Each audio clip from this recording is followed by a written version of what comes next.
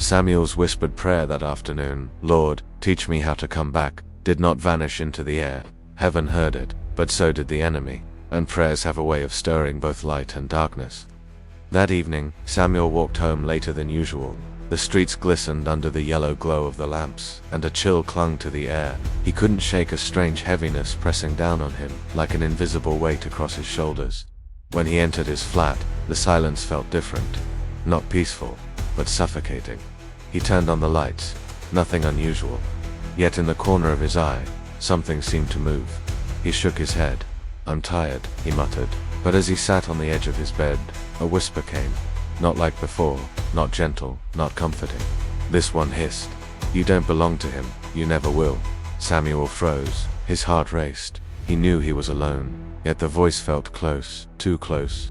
The air grew thick, the shadows on the wall seemed to shift. Fear gripped him, and almost without thinking, he shouted, "Jesus, help me." In that instant, the atmosphere cracked. The heaviness lifted like smoke in the wind. The shadows shrank back. And for a split second, Samuel thought he saw it, a flash of light, like a figure standing between him and the darkness. He fell to his knees, trembling. The whisper of doubt was gone, replaced with one truth burning in his chest. This battle was bigger than him, but he was not alone. He wasn't alone. But the darkness wasn't finished with him yet. The enemy had heard his cry for help, and now it would come for him, in ways he never imagined. For the next few days, Samuel felt a new presence in his life. It wasn't a feeling, it was a fact. Someone, or something, was watching him. He could feel eyes on him when he walked the bustling streets or sat in the quiet of his room. The line between the seen and the unseen was blurring.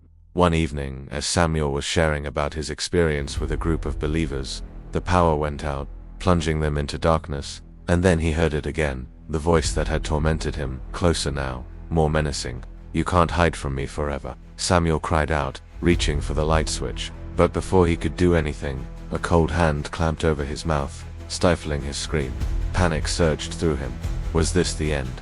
Had the enemy finally caught up with him?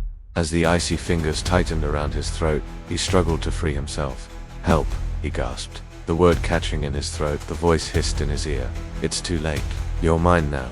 Just when he thought he might black out, the hand vanished. Gasping for breath, Samuel fumbled for the light switch, his heart pounding in his chest. The room was still dark, heavy with an oppressive silence. He was alone, or was he? It leaves us with a cliffhanger, wondering if Samuel is truly alone or if the enemy has managed to lay a hold on him. But the darkness was not finished. The more Samuel reached for God, the harder the enemy would strike.